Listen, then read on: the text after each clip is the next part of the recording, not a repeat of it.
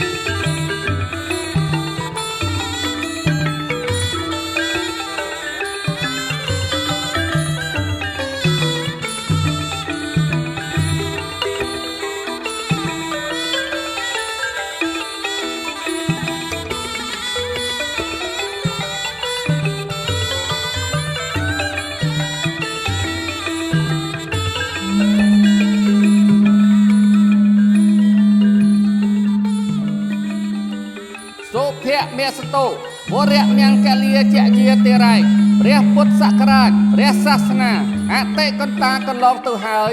បាន2569ព្រះវស្សាត្រឹមថ្ងៃសុក្រពេញបរមីនៃខែពិសាលុះដល់ថ្ងៃសៅរ៍1រោចខែពិសាឆ្នាំមមីអត្តស័កតទៅចូលព្រះពុទ្ធសករាជ2570ជាវេលាដែលទេវតាឆ្នាំថ្មីត្រូវយាងមកទទួលតំណែងគ្រប់គ្រងថែរក្សាមនុស្សលោកបន្តវេនពីទេវតាឆ្នាំចាស់ទេវតាទាំងឡាយបានមកជួបជុំគ្នាមូលមីដេដាស់រងចាំអបអរព្រះរាជពិធីផ្ទេរតំណែងទេវតាឆ្នាំថ្មីព្រះនាមរាជសាទេវីជាបុត្រីទី3នៃកបិលមហាព្រហ្មដែលនឹងយាងចុះមកនៅថ្ងៃអង្គារ12រោចខែចែកត្រូវនឹងថ្ងៃទី14ខែមេសាគ្រិស្តសករាជ2026វេលាម៉ោង 10:48 នាទីព្រឹក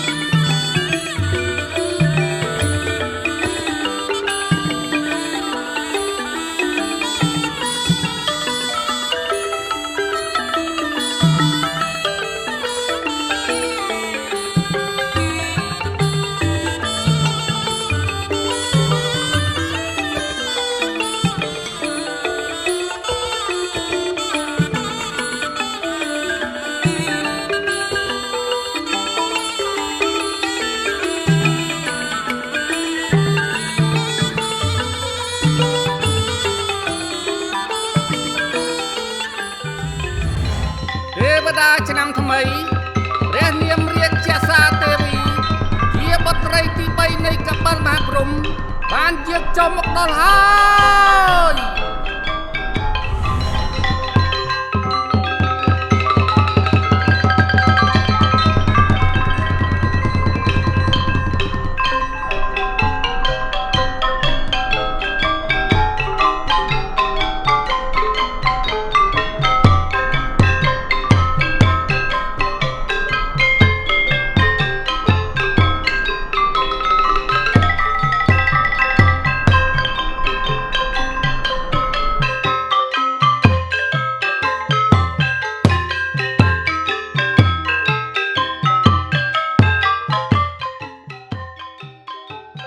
ខ្ញុំម្ចាស់សូមក្រាបថ្វាយបង្គំម្ចាស់បងល្អហើយម្ចាស់អូន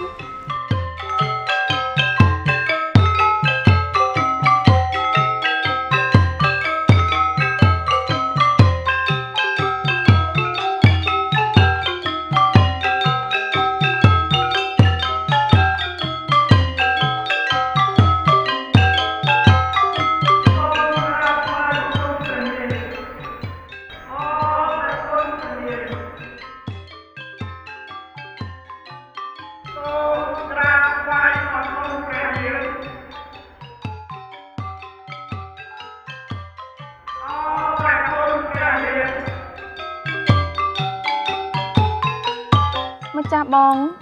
ចុះការកន្លងផុតទៅក្រោមការគ្រប់គ្រងថែរក្សាភពផែនដីរបស់ម្ចាស់បងតើប្រជានុរាស្ត្រទាំងអស់បានរស់នៅសុខទុក្ខយ៉ាងណាដែរទៅក្រាបទូល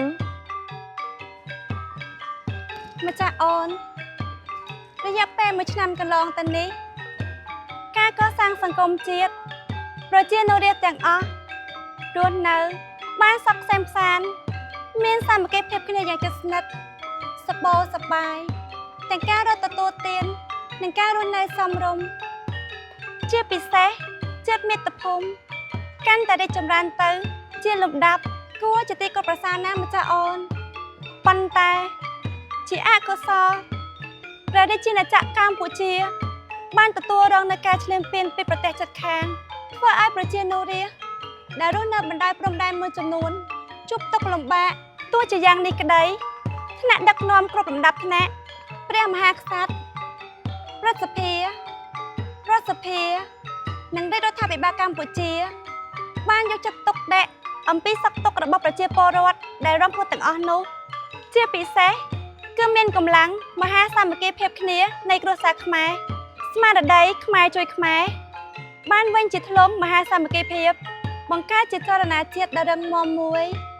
ចូលរួមឧបត្ថម្ភគាំទ្រទាំងស្មារតីថវិកាសម្ភារៈដល់ប្រជាជនរាស្ត្រដែលជាជនរងគ្រោះនិងកងកម្លាំងដ៏អង់អាចក្លាហានដែលឈរជើងប្រយុទ្ធការពារបូរណភាពទឹកដីពីសត្រូវឈ្លានពានមកដល់ពេលនេះស្ថានភាពនៃប្រជាជាតិកម្ពុជាមិនទាន់បានវិលទៅសភាពដើមទាំងស្រុងនៅឡើយទេប៉ុន្តែរដ្ឋាភិបាលកម្ពុជានៅតែបន្តខិតខំប្រឹងប្រែងដោះស្រាយតាមគ្រប់យន្តការដែលអាចធ្វើទៅបាន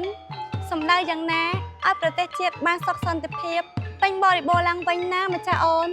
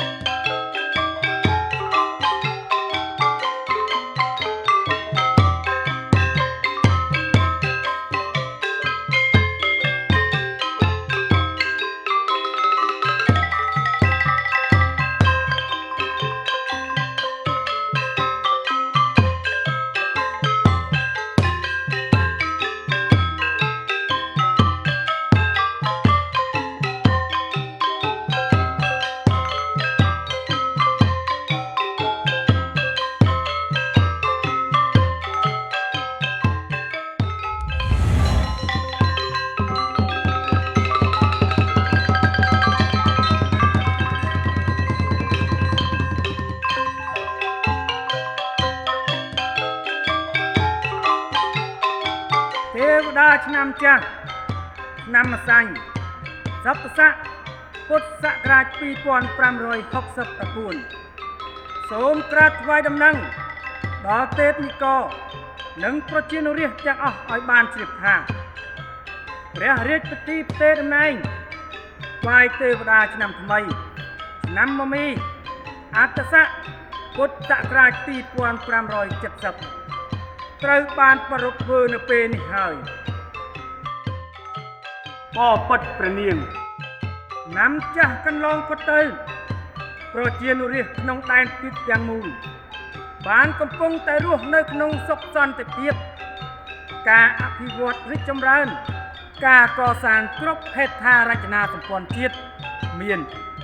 សាលារៀនស្ពានណល់ផ្លូវទឹកផ្លូវអាកាសសំណង់អគារតូចធំវត្តអារាមប្រព័ន្ធធារាសាស្ត្រគ្របដណ្ដប់គ្រប់សង្គមជនបទដោយតែប្រមុខរាជរដ្ឋាភិបាលកម្ពុជាកំពុងអភិវឌ្ឍសពថ្ងៃនេះបើទោះបីជាប្រជាណាចក្រកម្ពុជាបានទទួលនៅរងការបំពានបូរណភាពទឹកដីពីប្រទេសជិតខាងក្តីក៏ដំណើរការនៃការអភិវឌ្ឍនៅតែបន្តពុំមានឈរឈប់ឡើយសូមឲ្យប្រជាណាចក្រកម្ពុជាចម្រុងចម្រើនលូតលាស់និងមានសាមគ្គីភាពជាតិក្នុងសេចក្តីថ្លៃថ្នូរសុខដុមរមនាពីពេលនេះតទៅហើយ អ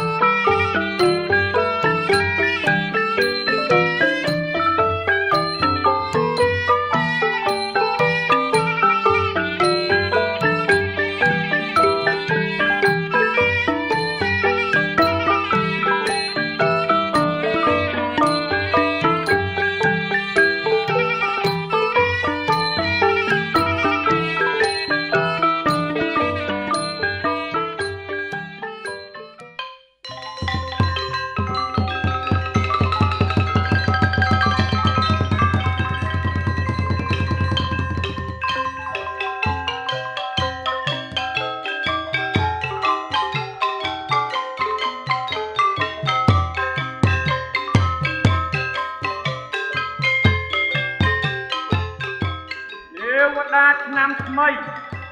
ឆ្នាំមមីអត្តស័កពុទ្ធសករាជ2570ព្រះនាមរាជសាទេវីជាបុត្រីទី3នៃកបិលមហាព្រហ្មសូមប្រកាសទទួលតំណែងគ្រប់គ្រងភពផែនដីបន្តវេនពីទេវតាឆ្នាំចាស់ចាប់តាំងពីពេលនេះតទៅហើយហើយសាគុជនទាំងឡាយអើយ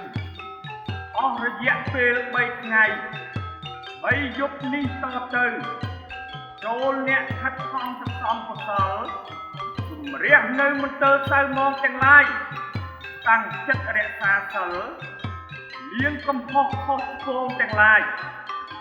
ដែលបានធ្វើឆ្គាំឆ្គងកន្លងមកជាមួយនឹងអ្នកមានគុណគ្រូបាអាចារ្យជាមួយចាក់ទុំញាតិមិត្តបងប្អូនដោយប្រការណាមួយនោះលាចាក់ឲ្យអស់នៅចិត្តលោភៈ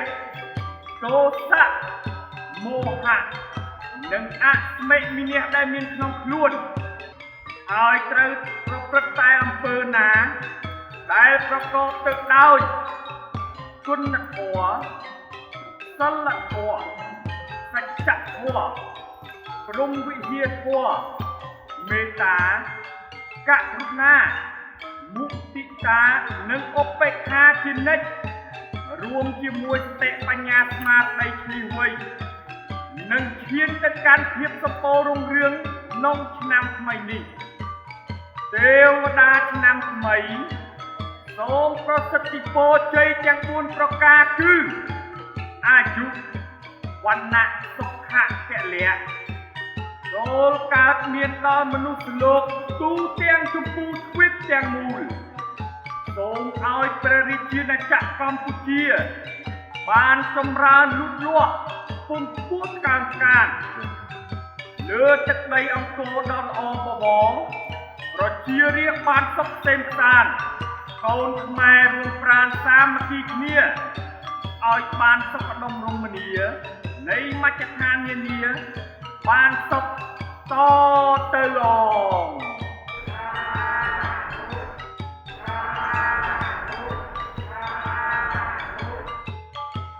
ម្ចាស់អូនពិធីផ្ទេរតំណែងថ្វាយម្ចាស់អូនបានចប់សពគ្រប់អស់ហើយសូមម្ចាស់អូនគង់នៅមានព្រះបរមសុខនិងសូមឲ្យម្ចាស់អូនតាមជួយបីបាច់ថែរក្សាមនុស្សលោកក្នុងចម្ពោះទ្វីបជាពិសេសព្រះរាជាណាចក្រកម្ពុជាឲ្យបានសុខក្សេមក្សាន្តត្រជាក់ត្រជុំសុខដុមរមនាសុខបោសប្បាយនិងមានសុខសន្តិភាពឡើងវិញបន្តការអភិវឌ្ឍព្រះរាជាណាចក្រកម្ពុជាឲ្យកាន់តែល្អប្រសើរថែមទៀតណាម្ចាស់អូនសូមម្ចាស់បងទប់ប្រតិយលើអូនចុះម្ចាស់អូននឹងបន្តភារកិច្ចពីម្ចាស់បងដោយប្រតិយទុកដាក់បំផុតដើម្បីឲ្យព្រះរាជាណាចក្រកម្ពុជាជាចាកផុតពីទុក្ខគ្រោះភ័យ